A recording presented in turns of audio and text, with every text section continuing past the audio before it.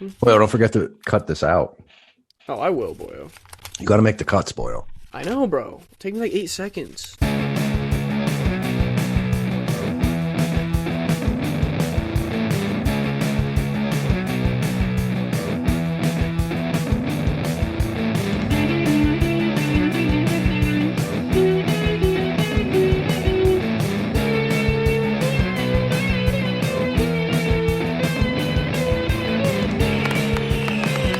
Hey guys, what's up? Welcome back to the Monday Night Marks podcast, the podcast where we break down WWF Monday Night Raw and WCW Monday Nitro head-to-head, segment by segment, for your viewing pleasure or listening pleasure, whatevs. I'm Max, aka Lil Q. I'm here with Hollywood Edwards. What's up, Q? The Monday Night Marks. We want to thank everybody for listening to the first show. Awesome. Yes. We are often imitated, but never duplicated. We are the real Monday Night Marks. We are. We are. The initial. The real ones. The 2021 original Boyle. Monday Night Marks. Monday Night Boyle Marks. So last episode, like he said, thank you all for listening. We just broke down the first Nitro. It wasn't head-to-head. No POW that week. We don't know if they were Europe, but they were starting a new contract with USA the fall season, and we'll get to that because they say that a lot in this episode. But this is the episode, the first head-to-head episode, where we go segment by segment between Raw and Nitro. Raw was taped, Nitro was live. Keep that in mind. Yep. And yeah. So last week we had the first shot of the war. Yes, the boom. Boom. Now we're going to get some retaliation. Right. See what happens.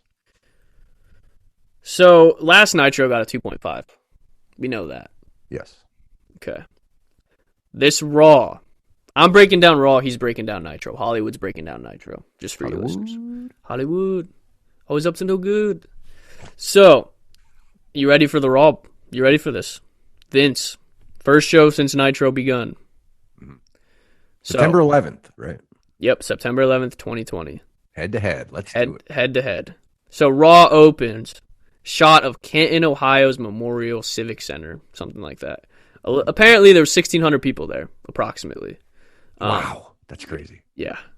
Guess what the rating is. You guess. After seeing the show, guess the rating. 1.8.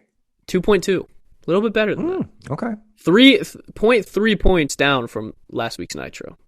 But keep in mind, viewership's divided this week. Correct. So we open. We got the growling pal. He's talking about. That's Vince, for you guys that don't know.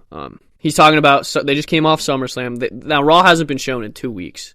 Like I said. So he's talking about SummerSlam. This is Razor versus Shawn 2 ladder match. So they just came off that ladder match. He talks about the new fall season. And that's a video package, so it's just talking about... There's something about Davey Boy getting beating up Diesel, and Vince brings up rabbit teeth. I don't know what he was talking about. Yeah. He was going crazy. And it opens to this... It gets away from the video package. It opens to Vince and Jerry Lawler, the King. And there's this weird I Like It Raw song where it's going, I like it raw. It's like... It was weird. It was very promiscuous for, like, Raw. It wasn't rock. It was, like, RM. It was weird, dude. I was like, what is happening? I guess this is why you buy the rights outright when you buy the rights for a song on TV. Yeah, it was... Because that was weird. It was weird, dude. I did not like it. I was like, is this wrestling? I'm like, this is so weird. I don't know. It didn't even... like, wrestling is supposed to hype you up. The song's supposed to hype you up. Yeah. It was just, like, weird. It made me uncomfortable. But, yeah, it opens the Vince and the King. They're just talking about SummerSlam. Last 2 weeks. So basically what they run down is Shawn just beat Razor. Davey Boy Smith, British Bulldog, is kind of feuding with Diesel right now, and he's got Cornette as his manager. So they're kind of just... Yeah, they're just, I forgot about that. Yeah. They're just healing it up. That's pretty simple. They're healing it up. So yeah, just classic opening thing with Vince. So we go right to the ring. Ding, ding, ding. We got Razor versus Bulldog with Cornette, like I said. And they shoot back to this, it's literally as Razor's walking to the ring. they shoot to Dean Douglas, aka Shane Douglas. Dean Douglas, he gave Razor a bad report card. I don't know, dude. It's weird. The audio was honestly shit throughout the whole show, and I'll say that a bunch of times. Yes. But, like, you can't even hear what they're saying. Razor's back is like turned towards the camera. Now, keep in mind, like, I'm gonna say this a lot, but it was taped, which means that this is post-production shit. Yes, and it's bad. Like, you don't even know what he's saying. Nothing drives me more nuts than seeing a taped show or taped segment. Yes, that could have easily been fixed by doing another take. Yes, drives me nuts. So, Razor versus Bulldog. Bulldog comes out, there's USA chants because America people. Right. This, like, chain wrestling. By the way, I love the way Razor throws punches. Dude, it's great. Oh, yeah. Like, you can tell he's open-handing it, like he's really opening his hand to punch. But I don't care because he's just... Dude, I love Razor. Like, it's a shame he never won a major title. I know. He is, like, you watch that, like, that's one thing, so we watched Nitro last week, that's one thing I immediately noticed. Like, we got Razor versus Davey Boy Smith. Like, the star power compared to Liger and Pillman, it's like, dude, this is the opening match. Like, they are stacked over here. That's always been the case with them. I know, it's but, like, they just present stars in a different way. Like, it's true. Yeah. They just all feel, you know, I don't know, it was cool to see. Razor's punches, though? Yeah. We talked a little bit on the last show about the old school guys doing the old school, like, basics. Mm-hmm. Razor, he puts his whole body into it when he punches. His whole body, all limbs are moving. It looks like he's actually hitting you. And it's great because no one does that. Awesome. Yes. It's simple too. Like, for instance, there's a lot of spots in the match where he'll just, like, Irish whip Bulldog, and there's no move. He just punches him, and Bulldog takes a bump. And it's great because it's simple, and you know what I mean. It's just building the heat. But I noted, like, this was a match kind of like there's a lot of working the arm. Bulldog is doing, like, some suplexes, some press slams. You know, he's bulldogging it up. He goes for this power slam, and it's reversed into, like, a body press. And then Razor does, like, this weird kind of crossbody off the top thing, and it's like a near fall. And then Razor does a fall away, classic. And then we get the ref bump. Yes, ref bump. Here comes the ref bump. Ref bumping since 95. 95, at least. So we get the Razor's Edge, which, by the way, dude, he almost didn't get Bulldog up. Like, they were struggling. I think it was because Bulldog's so roided up, he couldn't do a sit-up. Like, I'm 96% sure why. I think you might be right. So he barely gets him up for the Razor's Edge. He hits the Razor's Edge, and out comes the teacher, the Dean Douglas. And he runs out in this, like, he's such, like, he's a heel, and, like, he looks like a frat boy, basically. Mm-hmm. Like, his haircut and everything. And he runs out, and he gets on the rope, and he does an elbow to Razor, right? And, well, actually, Kid comes out first, I think, right? Before the elbow. Yes. Yeah. So 1, 2, 3 Kid comes out first. He gets shit canned by Douglas, which shit canning he just throws him out of the ring. Then Douglas hits the elbow. Then, for whatever reason, like, this is, like, it's as confusing as it kind of sounds, to be honest. It's weird. The way they book this is sort of weird. So Douglas hits him with the elbow. Then Bulldog gets up. The ref's still down, by the way. Okay, like, through all of this, he's still bumped. Like, long ref bump. Bulldog gets up, hits his power slam, and Kid goes for a crossbody on the back of Bulldog while he's pinning Razor, and Bulldog just moves and he crossbodies Razor.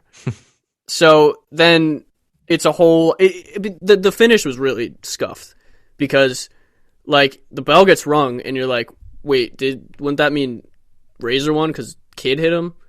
But Lawler says that Bulldog won because I don't know. It was confusing. Yeah, they kind of just implied that obviously the referee knows that they're buddies.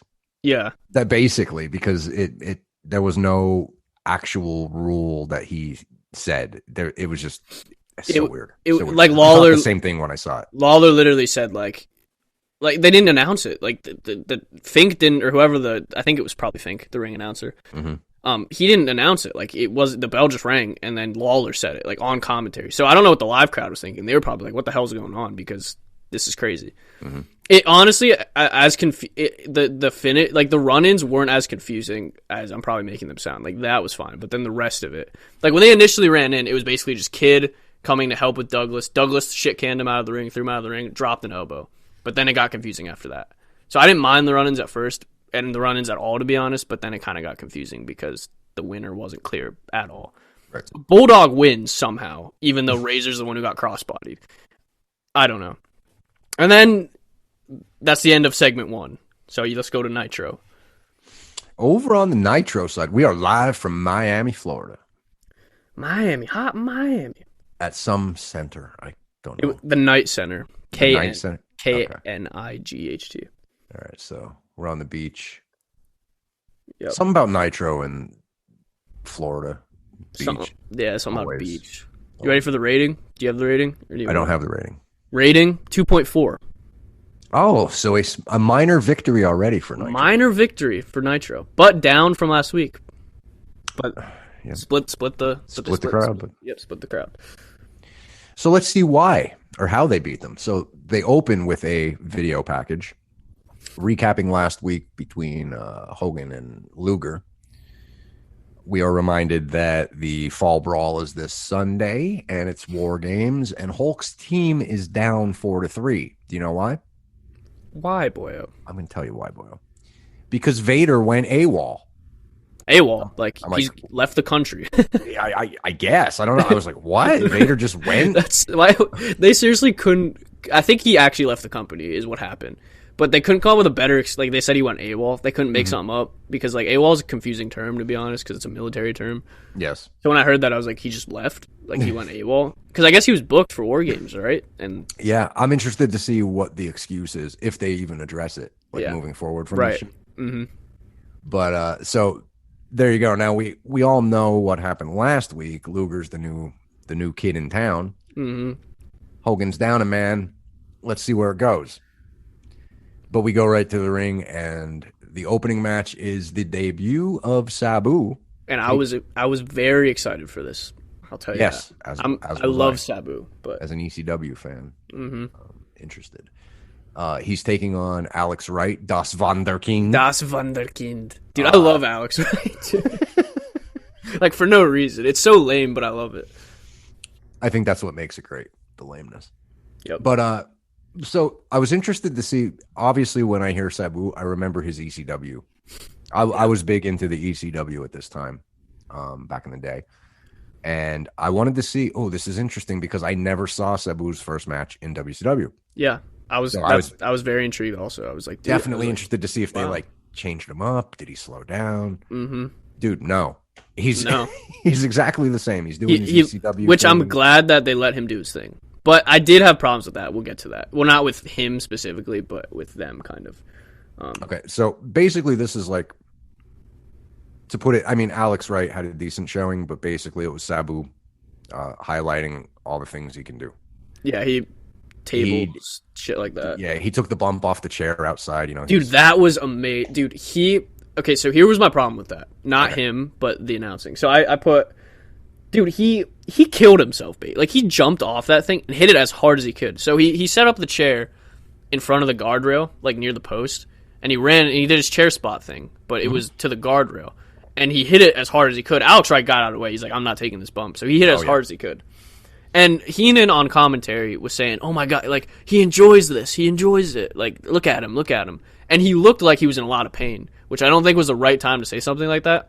Like, throughout this match, he does Sabu things, but I think he almost, I don't know how you feel about this, but I think he sells a little bit too much if they're trying to make him like this animal, you know what I mean? Like I think Alex Wright, like, and I like Alex Wright, he's fine, but I think he got in a little too much offense, or at least like Sabu sold a little bit too much for him. Like, because when he did that spot, he laid on the ground, and Heenan, like, you could see that he was visually in pain, and Heenan's like, oh, look at him, though, he loves it. And I was like, well, he doesn't, though. Like, it was contradicting what was happening on the screen. You know? Yeah. And then later on, I don't know if it was McMichael or Heenan, they were actually, one of them was actually saying, oh, he's out. He's out on his feet. Yeah. You know, so it was contradicting. They kind of didn't, I think you could tell, and I feel like this will be a theme throughout this whole podcast, and when we're looking back on this, like, when they signed these kind of stars, it's almost like they they just don't know how to present them. Like they went out there and they let Sabu do his shit, and it was cool because he's Sabu. But as far as like commentary and even his music it's just like there's something missing there. You know what I mean?